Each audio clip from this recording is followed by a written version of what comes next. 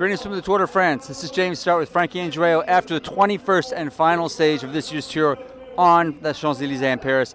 Frankie, we got another one in the bag. It's over.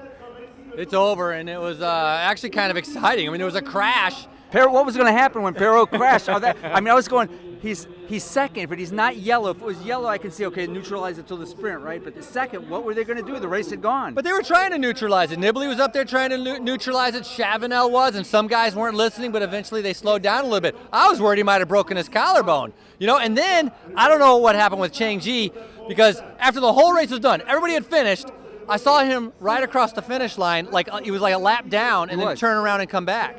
Yeah, but do you make the time cut if you're a lap down here? Well, sure, but I thought in a circuit race like that, you can get a lap, you just finish a lap down. What is that? Remember, Criterium Racing 101, you know what I'm saying? Made up rules. Well, the guy who wasn't a lap down was the drag race between Kittel and Kristoff. I mean, it was awesome watching him. But Kittel's he's got too much mass, too much muscle, too much power, and a huge win for him. And now, it's a shame when it's expected and they win. It's not such a big deal. Like Tony Martin with the time trial, Kittel with winning on the Champs-Élysées. Or Marianne Vos today with the women's La Course by the Tour. Perfect example. So, quick wrap up. 3 weeks of racing. What was your high point?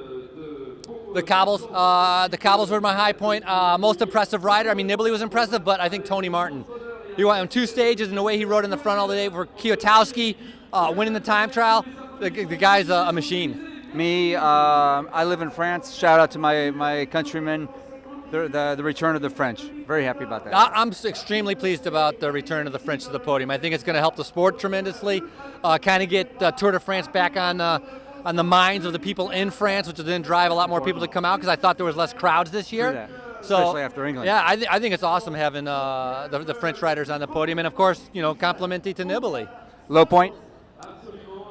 I got to think about that one, a low point. The crashes, I mean, it changed it. We wanted to see the battles, the Cavendish and the Kittel, the Contador Froome, we've talked about this. That's the low point, that some of the drama didn't get to play out, although still I thought it was a very exciting tour overall. Outside of the traffic jams, which are always a low point here, and the publicity caravan, which I really don't like, in case you haven't noticed, I guess I would give I'd give the Goldberg Award to Team Sky. They just had an awful tour.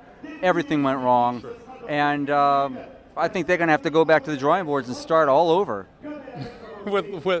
Just bring Wiggins. Problem solved. I don't even think Sir Wigo could have helped him out of this one. Give up the track, come back to the road. Sir Brad. You heard that, Wigo, right? And maybe David Brailsford heard it too. Who all we know. Anyway, 3 weeks, always great. Lots of high points, a few low, mostly high. From the Tour de France, this is James Start with Frankie Andreu.